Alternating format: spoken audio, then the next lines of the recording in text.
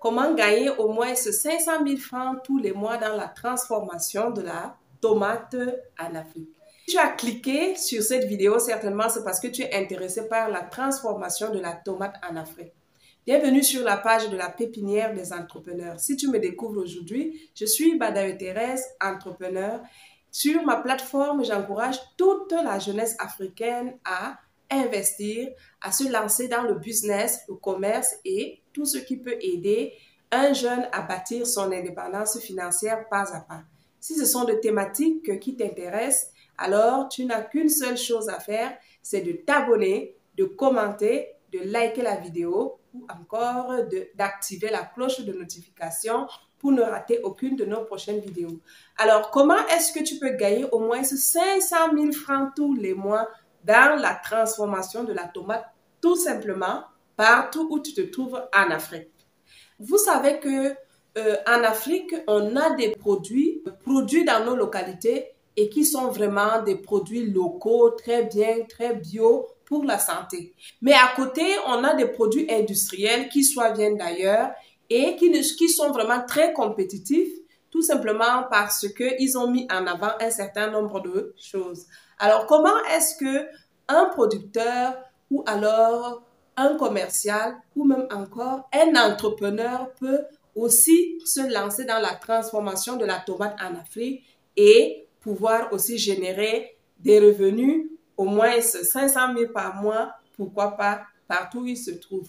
Pendant la période de la production abondante de la tomate, partout dans nos villes en Afrique, la tomate est abondante, au point où le producteur très souvent se retrouve coincé et parfois même obligé soit de donner tout simplement ses produits de récolte à très moindre coût pour ne pas se retrouver avec des produits en main qui sont en train de se décomposer tout simplement. Alors, ce que vous faites, c'est que pendant cette période-là, vous pouvez donc lancer votre business au moment où la production est abondante. Je vais prendre par exemple le cas du Cameroun où lorsque les tomates sont abondantes sur le marché, les cajous, les prix peuvent aller de 7 000 francs, 6 000 francs, 5 000 francs, 4 000 et même 3 000 francs, 2 500 francs même dans certaines villes.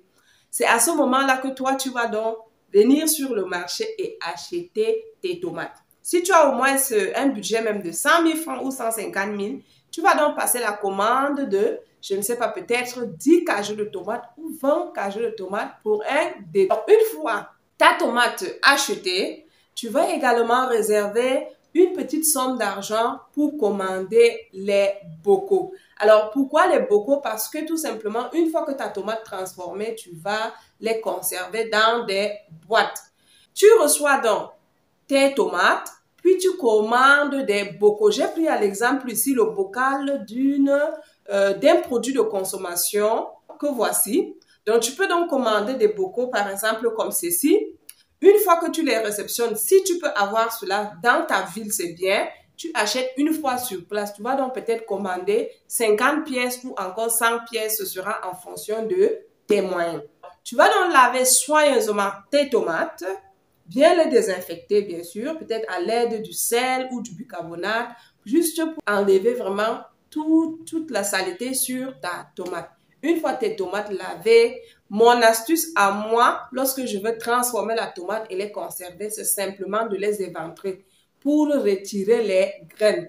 Parce que c'est les graines qui donnent un peu le goût acide aux tomates. Donc, vous retirez les graines et une fois toutes les graines enlevées, vous pouvez donc porter maintenant votre tomate à ébullition sans y ajouter de l'eau. Parce que la tomate en elle-même a déjà assez de jus, donc vous n'aurez pas besoin d'ajouter de l'eau. Vous portez donc votre tomate à ébullition. Je suppose que vous avez des grosses marmites, des gros récipients pour le faire bouillir. Vous portez donc cela à ébullition jusqu'à ce que votre tomate tarisse et que vous obtenez une certaine pâte bien concentrée qui n'a plus vraiment d'eau. Alors, une fois ceci fait, vous allez porter votre tomate et déposer. L'autre chose que vous allez donc faire également, c'est de laver soigneusement vos bocaux, bien les désinfecter. Et vous les portez également à ébullition. Vous mettez vos bocaux dans une grosse marmite, vous y ajoutez de l'eau, vous laissez au feu. Lorsque les bocaux vont bien bouillir, tout ceci, c'est dans le but de désinfecter vos bocaux. Une fois vos bocaux vraiment déjà bouillis, vous les portez, ou alors 30 minutes, vous les portez, vous les déposez, tout simplement. Alors, allez quand même chercher l'information là-dessus. Pour en ce qui concerne le temps d'ébullition des bouteilles, d'habitude, moi, je laisse bouillir tout simplement une fois que je sais que c'est vraiment déjà, tous les microbes peuvent avoir disparu. Je porte tout simplement et je dépose. Une fois ceci fait, vous allez donc prendre maintenant votre tomate que vous allez mixer. Vous allez mixer la tomate dans, je ne sais pas, peut-être un gros mixeur ou alors les machines qui ont l'habitude d'écraser. Dans nos quartiers, dans nos villes africaines, il y a des machines vraiment spécialisées dans la transformation des condiments et autres. Donc, vous allez là-bas, vous faites écraser, mais attention, il ne faut pas que ce soit une machine qui va laisser des odeurs au niveau de votre tomate. Une fois donc que votre tomate est, vous obtenez donc votre purée de tomate, vous avez déjà vos bocaux bien nettoyés, vous allez charger donc la tomate en purée dans vos bocaux. Alors, une fois la tomate purée chargée dans vos bocaux, vous allez faire ceci. J'ai retiré l'étiquette qu'il y avait sur cette bouteille. Donc, vous pouvez également aller sur l'application Canva pour faire ce genre d'étiquette. Ce n'est pas de la publicité, c'est juste pour vous expliquer. Donc, vous allez faire votre visuel. Donc, votre visuel avec des images, je ne sais pas, des images des jolies tomates et donner toutes les informations autour de votre produit. Comment est-ce qu'on peut l'utiliser? Quelle est la contenance? Est-ce que c'est un produit, je ne sais pas, de 100 grammes, 200 grammes, 500 grammes, ainsi de suite. Une fois que vous avez donc renseigné votre produit avec un joli visuel, vous venez donc vous coller cela autour de votre bouteille déjà préalablement remplie de purée de tomates. Vous allez donc coller ceci. Alors, vous l'avez déjà collé, c'est en ce moment-là que votre aventure va commencer. Vous pouvez donc maintenant aller à la recherche de la clientèle. Où est-ce que vous allez trouver vos premiers clients? Tout simplement, j'allais oublier un petit détail, c'est que une fois que vous avez rempli votre tomate dans des bocaux, pour être sûr que la conservation sera vraiment sur une longue durée, vous remettez encore cela dans l'eau bouillante. Vous laissez encore bouillir, de sorte que le produit puisse finalement être très très bien conservé. Vous n'allez donc pas ajouter ni d'additifs ni quoi que ce soit. Vous allez simplement remettre au feu, faire bouillir encore et enlever. Bien entendu, c'est après avoir laissé bouillir une seconde fois que vous allez retirer vos bouteilles, les laisser refroidir et venir donc coller les étiquettes tout autour. C'est lorsque vos bouteilles sont déjà bien chargées et tout le processus est terminé. Une fois que vous avez donc fait ceci, il vous faut quand même créer une page internet pour communiquer autour de votre produit. Ensuite, vous pouvez donc faire des flyers, aller maintenant vers les commerciaux. Franchement, lorsqu'on arrive dans nos rayons, généralement, il y a une diversité de produits qui viennent d'ailleurs, mais les produits locaux, il n'y en a pas assez. Pourtant, beaucoup de produits sont vraiment encore dans nos champs des bio que nous pouvons transformer.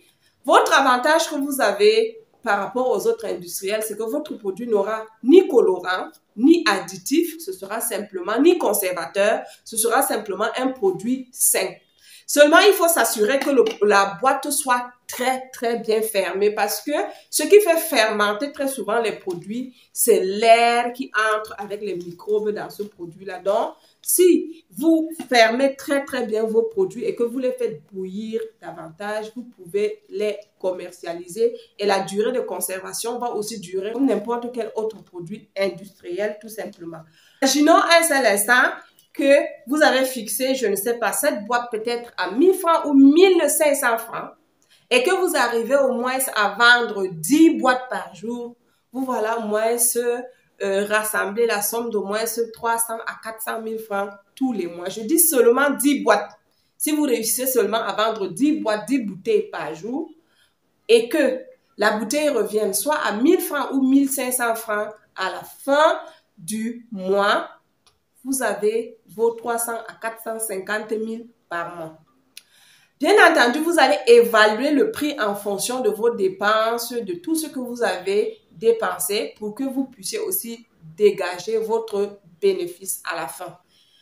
Au début, ça sera un peu peut-être difficile, mais croyez-moi, lorsque le produit est connu et que les conditions de vente ont été bien acceptées et qu'il y a eu vraiment une belle communication autour de votre petite entreprise, vous pouvez vous démarquer. Ceux qui ont commencé à créer tous les produits comme industriels que vous voyez sur les marchés, c'est de cette façon qu'ils ont commencé. N'attendez pas, je ne sais pas, imaginez avoir des grosses machines, un gros budget pour vous lancer, pour créer votre petite entreprise. Vous pouvez même seulement à partir de 100 000 francs commencer déjà un business et vous démarquer au fur et à mesure. Si cette belle vidéo vous a intéressé, je vous invite comme toujours à liker la vidéo, à me dire en commentaire ou à quel niveau est-ce que vous trouvez que cela est faisable ou pas, comment est-ce qu'on peut vous accompagner et à la fin, n'oubliez pas d'activer la cloche de notification.